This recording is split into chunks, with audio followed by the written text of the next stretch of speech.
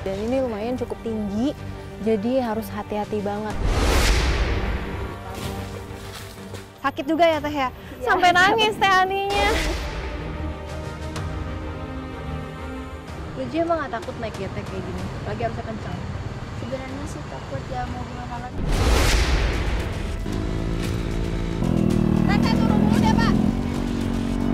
Berat banget dan susah.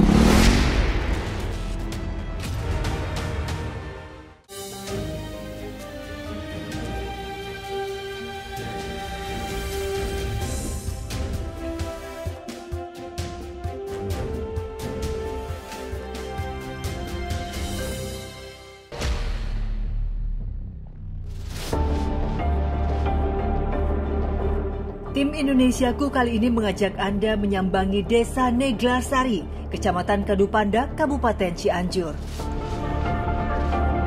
Ironinya, hasil kekayaan yang melimpah namun tak membuat warganya hidup sejahtera. Maka tak heran, Desa Neglasari masih berstatus desa tertinggal. Hampir 40% pendapatan warga Desa Neglasari bergantung dari pohon aren. Kolang-kaling jadi andalan, terutama di bulan Ramadan. Sekarang saya udah ada di depan pohon kolang-kaling yang nantinya akan diambil sama Teh Ani. Dan ini lumayan cukup tinggi, jadi harus hati-hati banget. Teh Ani sudah 5 tahun bekerja sebagai buruh pemetik kolang-kaling. Menaiki tangga berulang kali, membuat jempol kaki Teh Ani kapalan. Pohon aren setinggi 10 meter ini biasa ia panjat untuk mengambil buah aren. Meski berat dan beresiko, mau tak mau harus Ani lakoni demi menyokong ekonomi keluarga.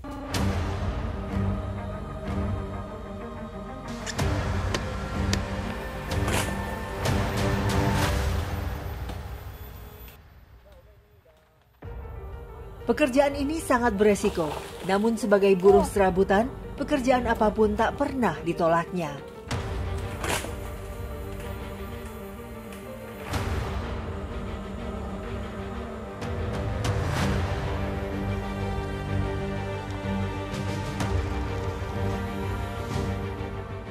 Dua hingga 3 pohon aren yang dapat dipanjat Teh Ani dalam sehari, upah yang didapat 25.000 per pohon. Tak sebanding dengan resiko yang diterimanya.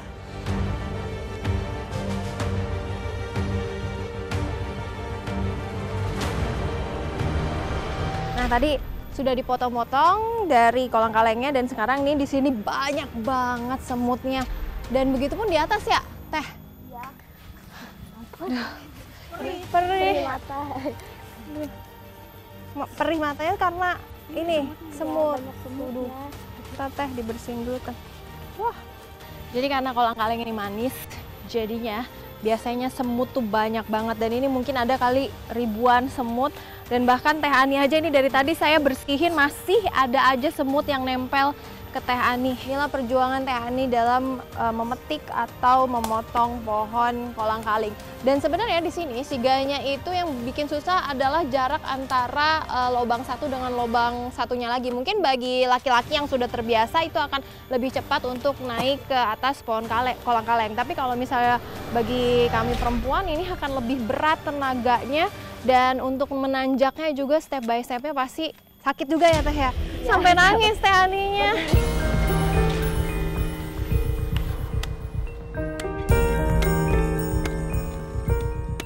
Pohon aren baru berbuah setelah berumur 10 tahunan. Panen pun hanya bisa dilakukan sekali setahun. Setiap pohon bisa menghasilkan hingga 80 kg buah kolang-kaling.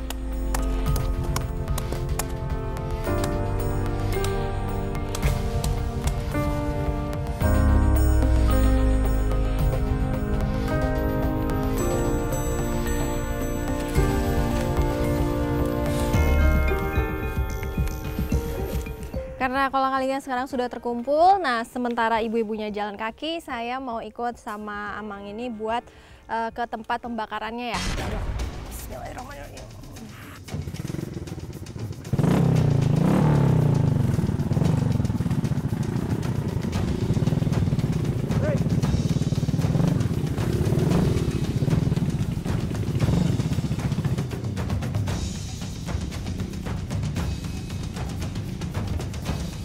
Saat musim hujan seperti ini, pengolahan kolang-kaling dilakukan di dekat rumah. Jarak rumah dengan kebun cukuplah jauh. Ojek motor satu-satunya yang menjadi alternatif transportasi.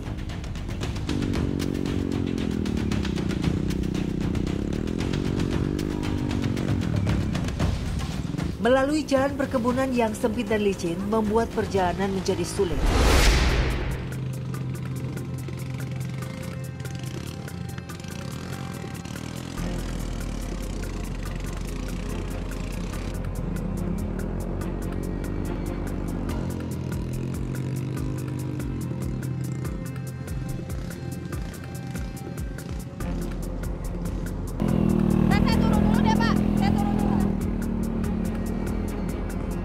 Tanjakan yang curam membuat motor berat untuk melaju. Saya pun terpaksa turun dan mendorong motor.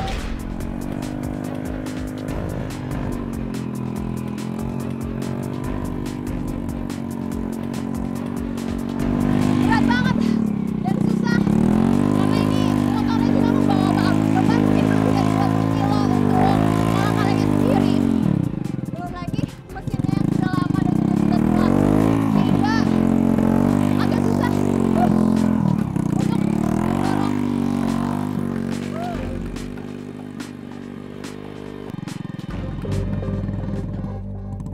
Wah. Tak heran, biaya yang dikeluarkan untuk ojek dipatok 15 hingga 20 ribu per sekali jalan, tergantung jarak tempuhnya. Harga ini pun seringkali tak bisa menutup bahan bakar dan kebutuhan reparasi motor yang sering rusak. Melewati tanjakan dan turunan membuat saya takut dan khawatir. Resiko terjatuh mengintai di depan mata.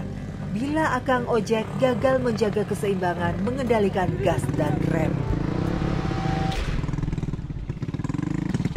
Bisa dibayangin melewati jalanan seperti ini, seakan harus membawa beban lebih dari 20 kilo untuk menuju ke pembakaran atau memasak kolang-kalingnya.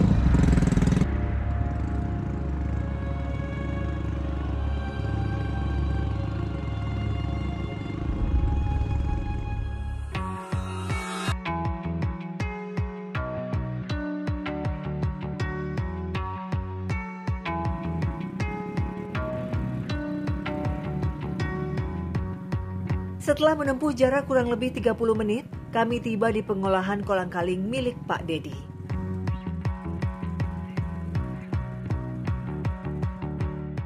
Proses pemisahan buah aren dari rantingnya harus dilakukan hati-hati. Bila salah potong, getah di kulit buah bisa mengenai kulit dan menimbulkan rasa gatal serta iritasi. Sarung tangan pun digunakan untuk melindungi. Ternyata ngelepasin buah kolang-kaling dari kalengnya itu nggak gampang. Soalnya saya nyoba dari tadi, yang kebelah itu selalu buahnya.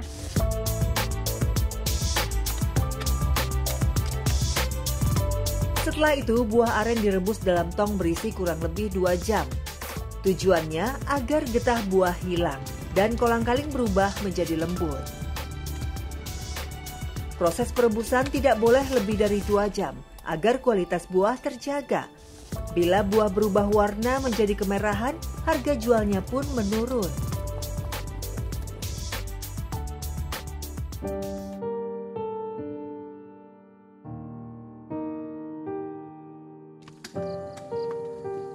Angkat kolang-kaling dari tungku perebusan, barulah buah aren bisa dikupas.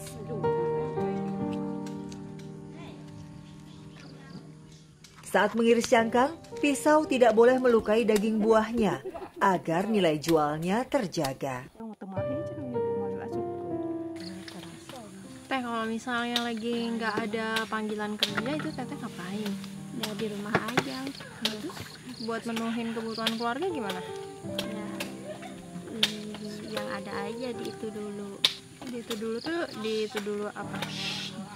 Yang kemarin gitu mau makan juga dikit-dikit gitu. Diirit-irit. Ya diirit-irit. Sebagai buruh serabutan, kerja apapun tak pernah ditolaknya.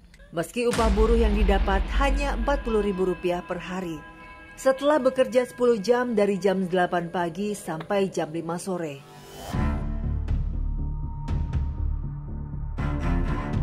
Setelah dikupas, kolang-kaling akan dikeprek. Tujuannya agar mudah mengembang saat direndam. Dalam sehari, satu orang buruh bisa menggeprek hingga 15 kilo. Berbeda dengan upah kupas kolang-kaling, upah dipatok Rp1.000 per kilo. Jadi Rp15.000 yang bisa dibawa pulang. Harga kolang-kaling yang tak menentu membuat petani susah. Harga pernah anjlok hingga Rp1.000 per kilo. Akibatnya, petani merugi. Sebenarnya, petani berharap harga kolang-kaling bisa mencapai Rp10.000 per kilonya.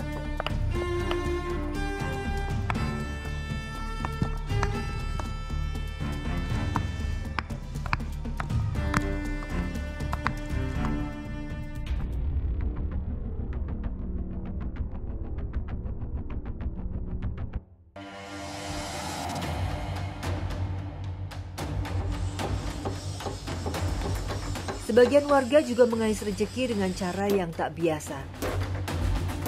Salah satunya Kang Diman sebagai buruh pandai besi.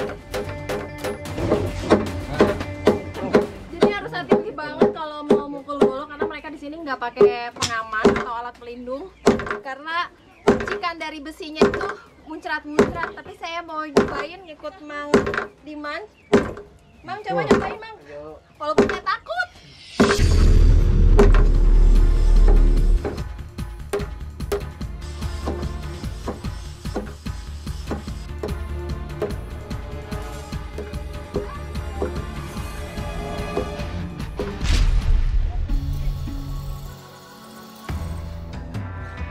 Teh Ani, sang istri, bertugas memompa angin pembakaran arang. Sementara Kang Diman bertugas menempa besi. Dibantu Pak Uki, pemilik bengkel. Pekerjaan ini sungguh berat, karena besi panas ini harus dipukul berulang kali menggunakan palu. Setiap hantaman tempa harus dilakukan secara bergantian, agar palu tidak berbenturan. Kalau ini berat banget, ini berapa kilo Mang? 3 kilo. 3 kilo. Belum harus letak-letak besi yang habis dipanasin itu berapa lama? Kita kalau jadinya 1 jam harus 1 jam. dipukul, waduh. Itu saya nggak bisa bayangin sih. Belum lagi harus ngindarin percikan-percikan dari besi yang udah panas. Dalam sehari, Kang Diman dan istrinya mampu membuat 6 bilah golok. Upahnya dibayar dengan 2 golok dengan harga Rp50.000 per goloknya. Namun pendapatan Rp100.000 masih kotor karena belum dipotong bayar bahan dan arang untuk pembakaran. Jadi pendapatan bersih Rp70.000 per hari. Namun pekerjaan itu tidak setiap hari didapat, hanya saat ada pesanan saja.